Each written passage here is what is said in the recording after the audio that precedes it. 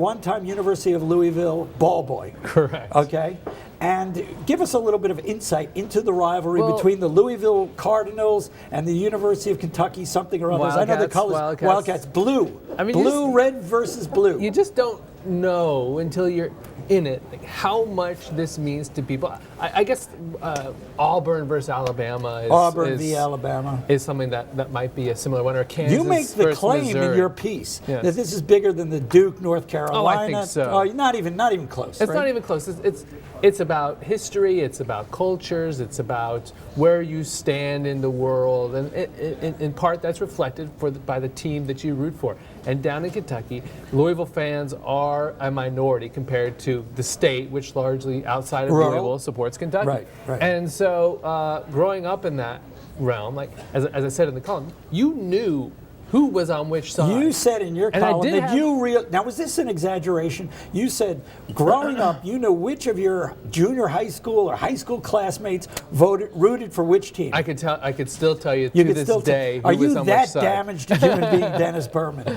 You really haven't moved on. But it meant so much, and it was fascinating to grow up in that and now be a little bit removed from that in New York City. So let's talk a little bit about the upcoming game. You basically they're both these teams I would describe as heavily recruited, meaning Rick Pitino leads the Louisville Cardinals, and John Calipari leads Kentucky. Once upon a time, Pitino actually coached right? So there's a whole stepfather narrative in here. There's a whole stepfather narrative. But they basically they find hired guns, don't they? Both of these teams. I'd say that's generally correct. But the point I make in the article, and why Kentucky fans are writing me terrible hate mail, is I basically make the observation that at Kentucky it's worse. It's worse in Kentucky. Well, it's worse in Kentucky because of the following reason. They bring in one-and-done players who, absent NBA rules, would be playing in the NBA immediately out of high school. And they've created sort of a plug-and-play system, which is we're going to get the single best 5 players in America every year. We're going to throw them out as freshmen. And they're going to win a championship, and they're going to leave. And to me, watching it, it feels like they're not going there for the academics. No, but it's just a very Is that what you're saying? It's a very mercenary approach. Is it really that different at most of the Division I NCAA schools? Well, this is the beauty. Well, it's different at most Division I schools because most people aren't going to go pro. But the beauty in this season of being a Louisville fan is that at times the Louisville team has been rather terrible.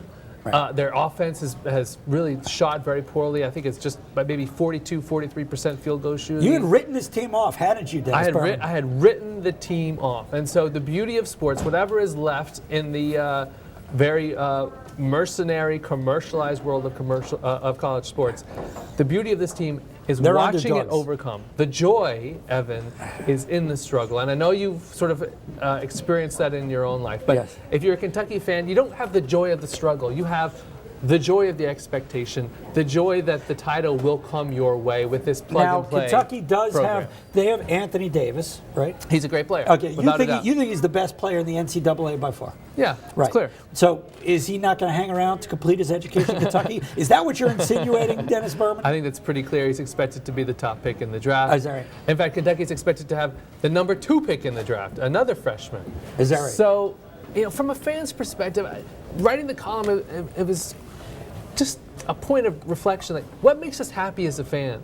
Right. Is it when our team just wins the championship? Right. It's the struggle. It's the struggle. Your friend Aristotle would agree. Yes, Aristotle would agree. Did he? Are you going to give me the quote? What did he say? Well, he said happiness is moral virtue, something to that effect. Okay. I'm going to go back and check. I will check in the Greek. Final question for you. Yes, sir. Before we get a prediction, because you know I like predictions. Final question. Do you? I want you to share a little bit about of the hate mail that you received for your column. Were there any actual death threats? I was told to perform an act on my face. Oh yeah, well, that was not pleasant. Yeah, we don't need to go into it. No. I need a final prediction for you. I predicted it in the column, and I hate to say it, but again, this perhaps makes the struggle all the more sweet. Should Louisville win, I predict Kentucky to win by 10.